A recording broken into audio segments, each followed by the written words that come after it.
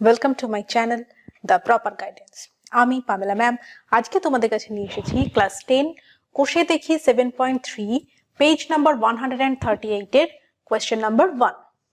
আচ্ছা, যারা আমার ক্লাস প্রথম তাদের উদ্দেশ্যে বলি, এই যে এক্সারসাইজ এটা থিওরেম 37 এর উপর বেস করে এই এক্সারসাইজটা রয়েছে। থিওরেম 37 আমার অলরেডি প্রুভড। এছাড়াও এর আগে যতগুলো থিওরেম আছে তার প্রত্যেকটার প্রমাণ আমরা করেছি। তার সাথে সাথে আগের যে এক্সারসাইজ গুলো রয়েছে সেগুলো কমপ্লিটলি সলভড। তোমরা আগে এর উপপাদ্যটা দেখে নেবে, তারপরে এক্সারসাইজটা দেখতে শুরু করবে, তাহলে এটা বুঝতে সুবিধা হবে। আজকে আমরা করব কোষে দেখি 7.3 এর কোয়েশ্চেন নাম্বার 1। দেখো কোয়েশ্চেনে কি বলেছে।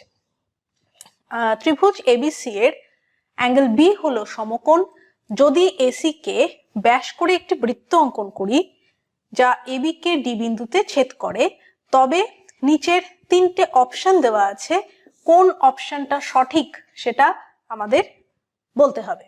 যুক্তি দিয়ে সেটা আমরা প্রমাণ করব বা বলবো। ভীষণই ছোট্ট একটা প্রমাণ, একটু কনসেপচুয়াল, একটু ভালো করে দেখবে। প্রথম কথা হচ্ছে, এখানে একটা ত্রিভুজ আছে, ত্রিভুজ এবিসি, যার অ্যাঙ্গেল বি এর ভ্যালু হচ্ছে 90 ডিগ্রি। এছাড়া কি এই এসি যে বাহুটি রয়েছে একে যদি ব্যাস করে আমরা একটা বৃত্ত অঙ্কন করি, বৃত্তটি এবি কে ডি বিন্দুতে ছেদ করেছে। এখন প্রশ্ন হচ্ছে, ডি বিন্দুতে যদি ছেদ করে সেক্ষেত্রে আমরা এডিসি, সাপোজ ধরো এটা ছেদ করেছে এই বিন্দুটাতে, বৃত্তটা যদি পাস করে তাহলে যে বিন্দুতে ছেদ করে সেটা সেই বিন্দু আর যদি সি বিন্দু যুক্ত করি সেক্ষেত্রে কি হবে? প্রথম কথা, ত্রিভুজের অ্যাঙ্গেল এবিসি হচ্ছে 90 ডিগ্রি। এবার এসি কে যখনই ব্যাস করে কোনো বৃত্ত অঙ্কন করব, সাপোজ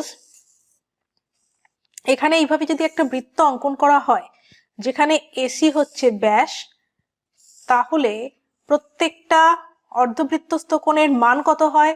90 ডিগ্রি। অর্থাৎ এটা যদি ডি হয় এসি, সেক্ষেত্রে আমরা কি পাবো?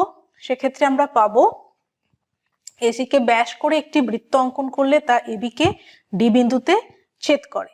অর্থাৎ এডিসির ভ্যালু কত হবে? এডিসির ভ্যালুও কিন্তু 90 ডিগ্রি হবে।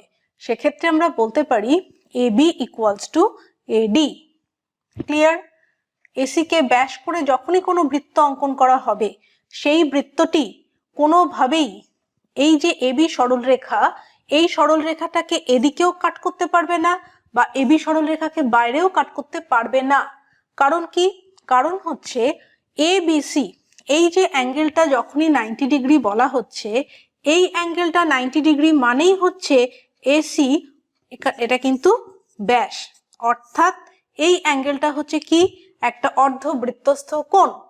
এবার এই সরলরেখাটি, এবি সরলরেখাকে এই যে এসি কে ব্যাস করে আমি যদি আরেকটি বৃত্ত অঙ্কন করি, সেই বৃত্তটা এই বৃত্তটার উপরেই সমাপতিত হবে।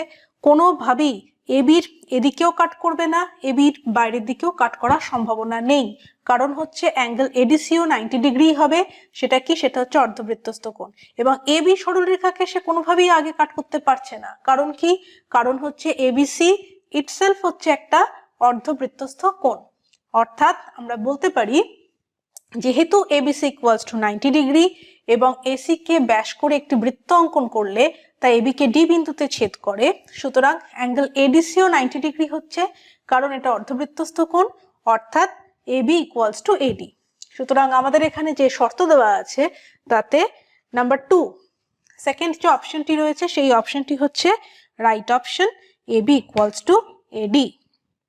এটাই হচ্ছে কোয়েশ্চেন নাম্বার 1 এর সলিউশন। ওকে, তো এটা একদম ছোট্ট একটা সলিউশন, এটা তোমরা লিখে নাও। নেক্সট ক্লাসে আমরা করব কোয়েশ্চেন নাম্বার 2। আর ক্লাস ভালো লাগলে তোমরা একটু লাইক করো, একটু বেশি করে শেয়ার করো, আর অবশ্যই কোথাও যদি বুঝতে অসুবিধা থাকে আমাকে কমেন্ট করে জানিও। নেক্সট ডে আমরা পরপর একটা একটা করে সলভ করব। এটা খুবই ছোট্ট একটা প্রমাণ, কিন্তু খুবই কনসেপচুয়াল। এটা অনেকটা এমসিকিউ টাইপ কোয়েশ্চেন, এটা বড় কোশ্চেনের মধ্যে দেওয়া আছে, কিন্তু যেহেতু বড় কোশ্চেনে দেওয়া আছে আমরা এটাকে এইভাবে সলভ করে দেখালাম। ওকে, থ্যাংক ইউ ফর ওয়াচিং।